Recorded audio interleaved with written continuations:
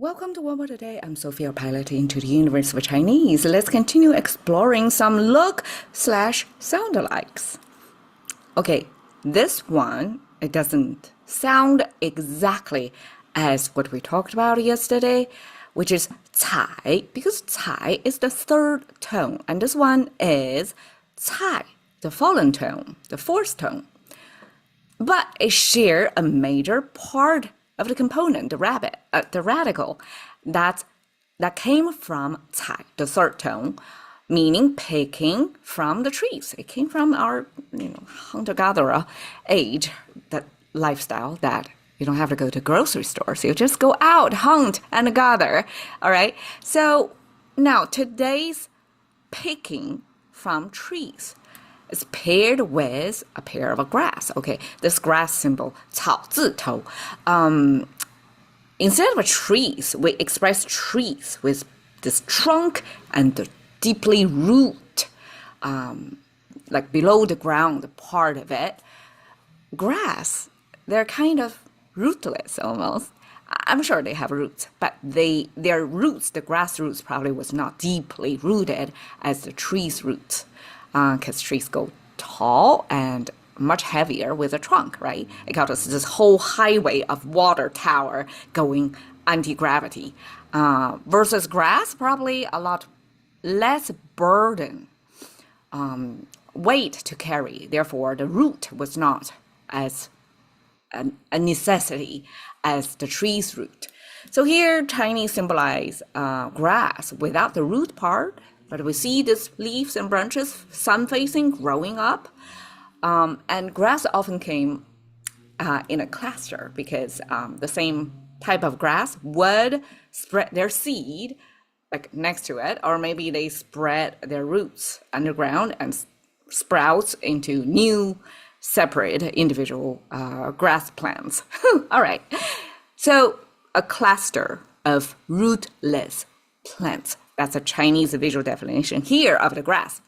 When we have picking, this action of picking, even if it came from the picking from the canopy of the tree, here we paired it with the grass. It's the grass that we're picking. And this grass that we're picking became vegetable. That's logical, right? Because vegetable are the, farmed grass that we end up picking. All right, so cai is this vegetable symbol. It's simple to understand. It paired with this gather image with the grass symbol together. It's what it is and how you get it, right? So it's a type of grass or rootless plants, and you get it by picking it. Cai, 农, pharmacy, or not pharmacy, farming or agriculture. Chinese doesn't differentiate the different types of big words or everyday words or peasants. Like in Chinese, it's all 农.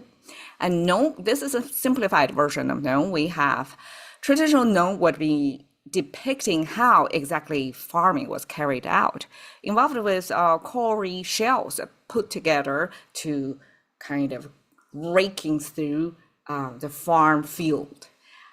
So the operations of farming was depicted in a visual, and it gets so complicated. So during the 1950s, when Chinese was simplified, it was here we're looking at. I was trained to associate this look with 农, but now I know it's not really related to the ancient practice of how it was, the farming was done back then. Okay, 菜农 simply talks of vegetable farmers. So farmers who specialize in growing vegetables. Straightforward. 菜鸟 vegetable birds. Okay, what does that mean? Okay, vegetable birds. We often say, okay, early birds got worms or something like that, right? 早鸟, early birds.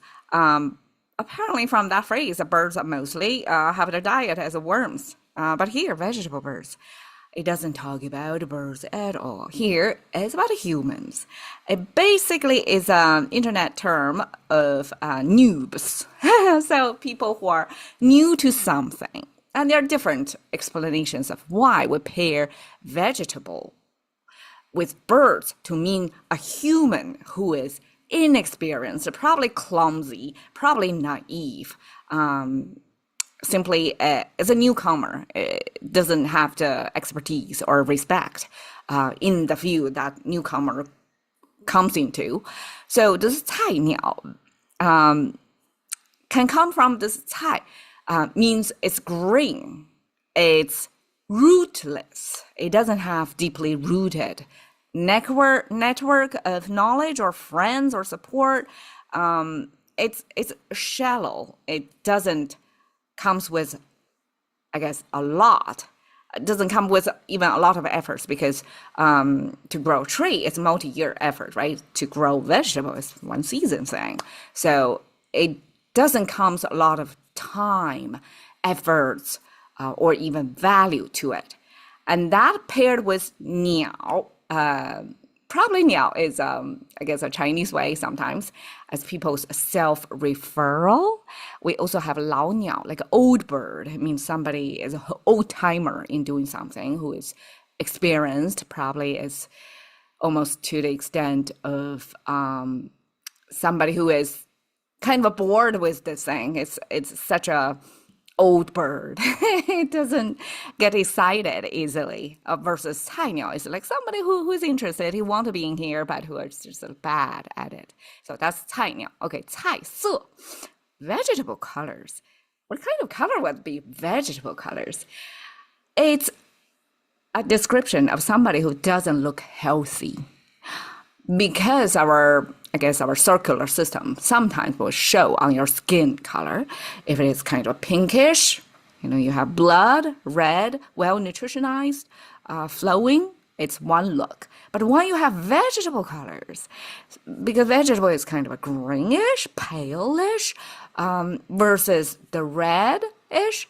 So this green, red, opposite in colors. We use that to show somebody who is malnourished or somebody who is not healthy simply.